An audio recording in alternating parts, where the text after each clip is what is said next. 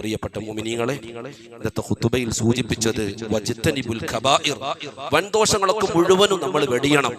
വഅക്സിറു മിനൽ ദഖായിർ, ആഖിറത്തിലേക്ക് ഒരുപാട് ഡെപ്പോസിറ്റുകൾ, ഒരുപാട് സുകൃതങ്ങൾ ചെയ്ത് ആഖിറത്തിന്റെ വിഷയത്തിൽ നമ്മൾ സജീവമാകണം. വസഹദു ഫിദ് ദുനിയാ, ഈ ഭൗതിക ലോകത്ത് ഒരു പരിത്യാഗിയായി ജീവിക്കണം, സാഹിദായി ജീവിക്കണം. കാരണം ഫകുല്ലു വാഹിദിൻ മിന്നാ മുസാഫിർ, നമ്മൾ ഓരോരുത്തരും യാത്രക്കാരാണ്.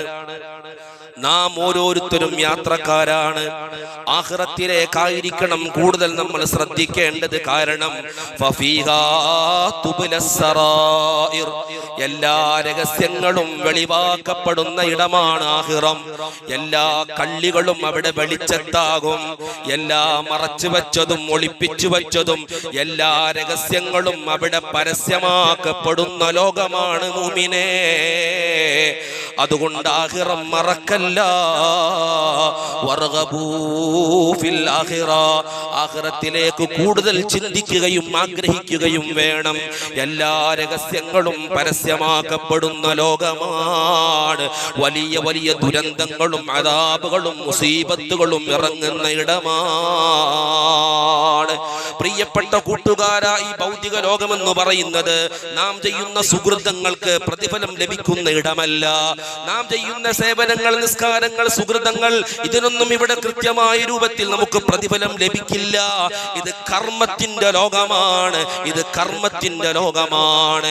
ഇത് പ്രവർത്തനത്തിന്റെ ലോകമാണ്. ഇത് പരീക്ഷണത്തിന്റെ ലോകമാണ്.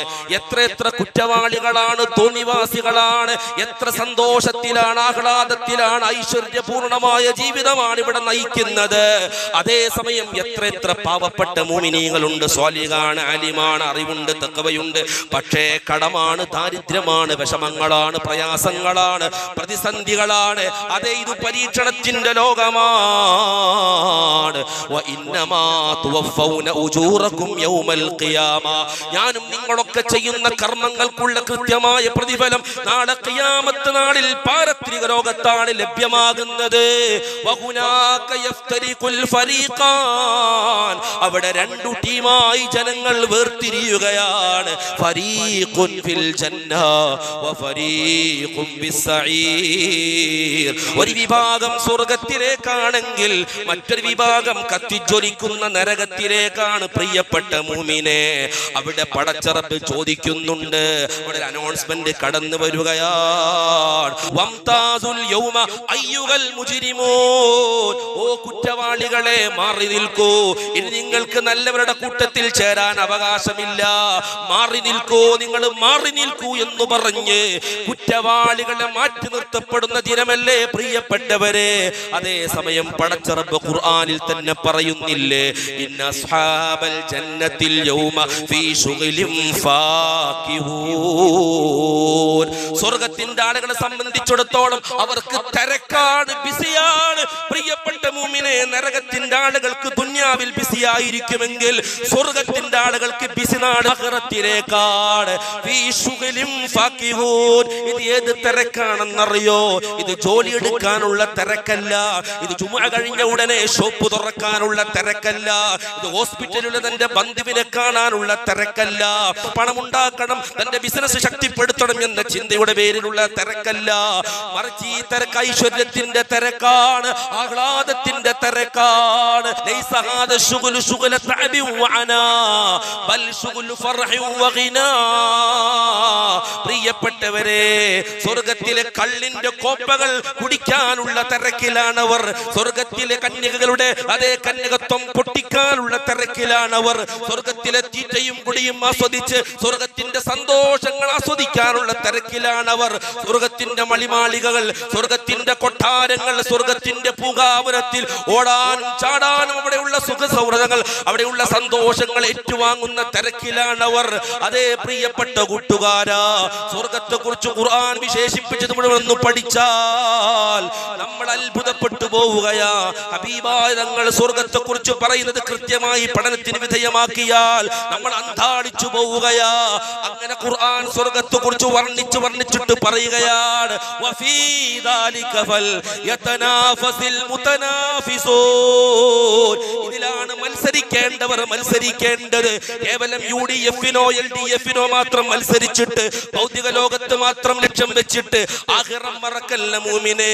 യഥാർത്ഥത്തിൽ മത്സരിക്കേണ്ടത് ആ സ്വർഗം കിട്ടാനുള്ള മത്സരമാണ്. വഫീ ദാലിക ഫല്യതനാഫസിൽ മുതനാഫിസൂൻ. അല്ലാഹു പറയാണ് ലിമിസ്ലി ഹാദാ ഫൽയഅമലിൽ ആമിലൂൻ. ഇങ്ങനെയുള്ള സുഖലോക സ്വർഗത്തിലാണ് പണിയെടുക്കേണ്ടവർ പണിയെടുക്കേണ്ടത്, അവിടേക്കാണ് ധ്വാനിക്കേണ്ടത്. അല്ലാഹു നമ്മെ സ്വർഗത്തിന്റെ അവകാശികളിൽ ഉൾപ്പെടുത്തി അനുഗ്രഹിക്കട്ടെ. ഒരൊറ്റ സംഭവം ബറക്കത്തിന് വേണ്ടി ഞാൻ പറയട്ടെ. ബഹുമാനപ്പെട്ട യാഫി റളിയല്ലാഹു അൻഹു ഉദ്ധരിക്കുന്ന സംഭവമാണ്. മുൻകാല ലോകത്ത് കഴിഞ്ഞുപോയ ഒരു രാജാവ്, അദ്ദേഹം ഒരു സിറ്റി ഉണ്ടാക്കുകയാണ്. വലിയ സിറ്റിയാണ് മദീന. ഒരു പട്ടണമാകുമ്പോൾ ആ പട്ടണത്തിനകത്ത് കൊട്ടാരങ്ങൾ ഉണ്ടാകും, ആളുകൾ ഉണ്ടാകും, എല്ലാ സംവിധാനങ്ങളും പട്ടണത്തിന്റെ ഉള്ളിൽ ഉണ്ടാകും. കേവലം ഒരു കൊട്ടാരമല്ല, ഒരു വലിയ സിറ്റി ഉണ്ടാക്കുകയാണ്. സുബ്ഹാനല്ലാഹ്, ആ സിറ്റി മോടി പിടിപ്പിക്കുകയാണ്. മനോഹരമായ സിറ്റിയാണ്. തന്റെ സിറ്റി കാണാൻ വരുന്നവർക്ക് ഒരു ന്യൂനത പോലും ചൂണ്ടിക്കാണിക്കാൻ പാടില്ല എന്ന വാശി ആ രാജാവിനുണ്ടായിരുന്നു. അതുകൊണ്ട് അത്രയും അടിപൊളിയായി സംഭവ ബഹുലമായൊരു വലിയ സിറ്റി ഉണ്ടാക്കി. എന്നിട്ട് ഉദ്ഘാടന ദിവസം നല്ല വിഭവസമൃദ്ധമായ ഭക്ഷണം ഒരുക്കി എല്ലാവരെയും വിളിക്കുകയാണ് തന്റെ സിറ്റി കാണാൻ വേണ്ടി. ജനങ്ങൾ മുഴുവൻ ഒഴുകുകയാണ്. ജനങ്ങളൊക്കെ ഒഴുകുന്നു. എല്ലാവരും ആ സിറ്റി കണ്ട് അത്ഭുതപ്പെട്ട് ഇവിടുത്തെ വിഭവസമൃദ്ധമായ ഭക്ഷണം കഴിച്ചു പോകുമ്പോ ആ സിറ്റിയിലേക്ക് കയറുന്ന ഓരോ കവാടത്തിലും സെക്യൂരിറ്റിമാരുണ്ട്.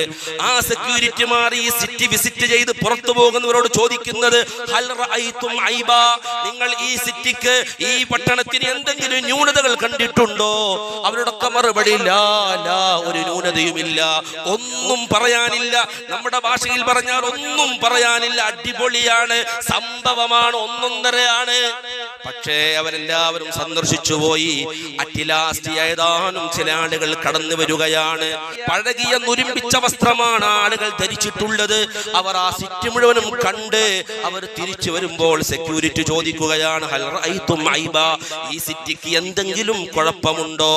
അവർ പറയുന്നു, പഴകിയ വസ്ത്രം ധരിച്ച ഏതാനും ആളുകൾ പറയുകയാണ്, ഐബൈനി സിലൈൻ, ഈ പട്ടണത്തിന് 2 ന്യൂനതയുണ്ട്. ഉടനെ സെക്യൂരിറ്റിമാർ അവരെ തടഞ്ഞു വെക്കുകയാണ്. രാജാവിന്റെ സവിധത്തിൽ അവരെ കൊണ്ടുവരികയാണ്. എന്നിട്ട് സെക്യൂരിറ്റിമാർ പറയുന്നു, ഈ പട്ടണത്തിന് 2 ന്യൂനതയുണ്ടെന്ന് പറയുന്ന ചില ആളുകളുണ്ട്. രാജാവ് പറയുന്നു, 2 ന്യൂനതയോ? ഒരു ന്യൂനത പോലും ഈ പട്ടണത്തിനുണ്ടാവാൻ പാടില്ല. ആരാണ് പറഞ്ഞത്? അവരെ കൊണ്ടുവരൂ. ഏതാനും വരുന്ന ആളുകളെ കൊണ്ടുവരുന്നു. രാജാവിന്റെ മുമ്പിൽ ഹാജരാക്കപ്പെടുകയാണ്. രാജാവ് ചോദിക്കുന്നു, എന്താണ് നിങ്ങൾ പറയുന്ന 2 ന്യൂനത? അവര് പറയുന്നു, തഖ്റുബു, ഈ പട്ടണം നശിച്ചു പോകും, വയമൂതു സാഹിബുഹാ, ഈ മദീനയുടെ ഈ പട്ടണത്തിന്റെ ഓണർ ഉണ്ടല്ലോ, ഇത് നിർമ്മിച്ച ആൾ, ഇതിന്റെ ശില്പിയുണ്ടല്ലോ, അയാൾ മരിച്ചു പോകും. ഇത് വലിയ ന്യൂനതയല്ലേ പ്രിയപ്പെട്ട മുഅ്മിനീങ്ങളെ? ഇത് വലിയ ന്യൂനതയല്ലേ? ഉടനെ രാജാവ് ചോദിക്കുകയാണ്, നശിച്ചു പോകാത്ത, ഓണർ മരിച്ചു പോകാത്ത വല്ല ലോകവുമുണ്ടോ? ഉടനെ അവർ പറയുന്നു, ഉണ്ട്. ആളുകൾ അല്ലാഹുവിന്റെ സുഖലോക സ്വർഗത്തെ കുറിച്ച് വിശദീകരിക്കുകയാണ്. സുബ്ഹാനല്ലാഹ്, സൂഫിയാക്കളാണ് വന്നിട്ടുള്ളത്.